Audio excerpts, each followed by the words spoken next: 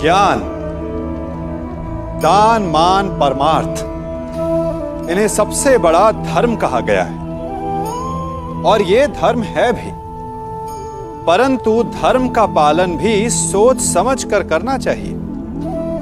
यूं समझिए कि आपके पास एक बीज है। यदि आप उसे अच्छी माटी में बोते हैं तो वो फलेगा, फूलेगा, उसे देखकर आपको सुख मिलेगा। और यदि आपने उस बीज को कीचड़ में डाला तो क्या वो उगेगा? क्या उसका जन्म होगा? नहीं, वो कीचड़ में सड़कर अपना अस्तित्व खो देगा और कीचड़ का अंश बन जाएगा। और यही नियति ज्ञान, मान, दान और उपकार की भी होती है। सुपुत्र को दिया गया ज्ञान, उस पर किया गया उपकार फलेगा, आपको सुख देगा, अपनी श्रृंखला बनाएगा। और कुपुत्र को दिया गया ज्ञान, उस पर किया गया उपकार कीचड़ में डाले गए बीज के समान है, जो अपना अस्तित्व खो देगा। स्मरण और मरण, सुनने में दोनों शब्द एक जैसे प्रतीत होते हैं, परंतु अपने जीवन के प्रारंभ से स्मरण कीजिए तो सबसे पहले आपको किनका स्मरण होता है?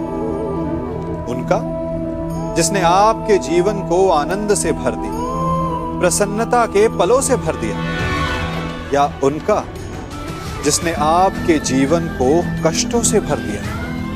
जो भी इस संसार में आता है उसे एक न एक दिन तो जाना ही है, परंतु जो केवल अपने लिए जीता है उनका केवल मरण होता है। परंतु जो दूसरों के लिए जीते उनका सदा स्मरण होता है। और जिनका स्मरण होता है वो मृत्यु के बाद भी नहीं मरते। स्वीकारण, सत्य का स्वीकारण मनुष्य के लिए बहुत ही महत्वपूर्ण है। जब तक मनुष्य सत्य को स्वीकार नहीं करता, उसे असत्य से लड़ने की शक्ति प्राप्त नहीं होती। जब आप भोजन करते हैं तो क्या होता है? आपका पेट स्वीकारता है कि वो भर चुका है और आप भोजन करना बंद कर देते हैं। जब आपको निद्रा आती है तो क्या होता है? आपका मन स्वीकारता है कि आपका शरीर थक चुका है और उसे विश्राम की आवश्यकता है। उसी प्रकार जब आपको किसी व्यसन को रोकना हो तो आपको स्वीकारना पड़ता है कि बहुत हो चुका, चाहे वो लालच हो या मदिरापान। उस व्यसन का त्यागना तभी प्रारंभ होता है जब आप ये स्वीकार कर लेते हैं कि आप उस व्यसन के बंधक हैं।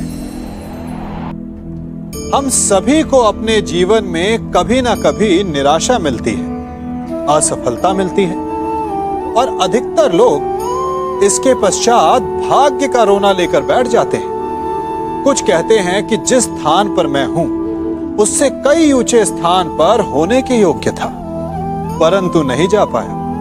किसी को पीड़ा है कि उसे जो मिलना चाहिए था वो उसे नहीं मिला, भाग्य ही बुरा था। भाग्य क्या होता है? भाग्य वन में खिला पुष्प देवताओं को चढ़ाया जाएगा, या किसी सुंदरी की वेणी में वो सजेगा, या फिर उसे कुचल कर उत्पात बना दिया जाएगा। ये सब एक पुष्प के नियंत्रण में नहीं होता, परंतु जब तक उस पुष्प का अस्तित्व है, सुगंध बिखेरना उसके वश में अवश्य है। परंतु भाग्य हमारे वश में नहीं, और जो हमारे वश में नहीं उसके लिए दुखी होने से क्या होगा? कर्म पर वश है, वो कीजिए और धीरे धीरे भाग्य आपके वश में आ जाएगा, क्योंकि कर्म ही प्रधान है। हम में से ऐसा कोई नहीं जिनकी परछाई उनसे दूर रहती है। हमारी परछाई सदैव हमारे साथ रहती है। कदाचित हमारी परछाई हमारे कर्मों के फलों का संकेत है। कदाचित इसी कारण कई बार हमें अपनी परछाई से भय भी लगता है। परंतु इस भय से निवारण पाने का एक साधन अवश्य है। वो है सूर्य की ओर मुख करना या किसी प्रकाश के स्रोत की ओर मुख करना, क्योंकि तब हमें हमारी परछाई दिखाई नहीं देती। यदि इसे जीवन के संदर्भ में देखें तो ये प्रकाश का स्रोत शुभ कर्मों की चेतना है। यदि आपके मन में शुभ कर्म करने की इच्छा है तो आपको कभी भी अपने कर्मों के फल का भय नहीं होगा, क्योंकि यदि आपका मन शुद्ध होगा तो आपके कर्म शुद्ध होंगे और शुद्ध कर्मों का फल कभी अशुद्ध नहीं हो सकता। हम सब अपना जीवन शांति से जीना चाहते हैं, अपना हर पल आनंद में भोगना चाहते हैं, परंतु ऐसा नहीं कर पाते। कारण क्या कारण है इस समस्या का? क्या हमारे शत्रु इसका कारण है, या हमारे उत्तरदायित्व, या फिर समय की कमी? नहीं, कारण है हमारा भय। ये भय कि कोई क्या कहेगा, हमारे विषय में कोई क्या सोचेगा, है ना? हम स्वयं जीते हैं, स्वयं मरते हैं, तो फिर जीते समय संसार की चिंता क्यों करते हैं? हाँ, संसार का अहित ना कर, ये बात अवश्य ध्यान में रखने योग्य है। परंतु संसार के सोच की चिंता करके स्वयं का जीवन नष्ट कर, ये कहां तक सही?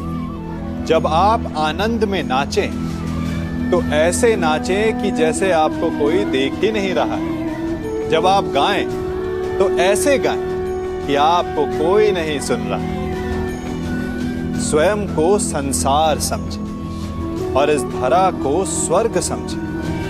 यदि अपने जीवन में आप 4 पल भी ऐसे जी पाएं तो आपका जीवन सफल हो जाए।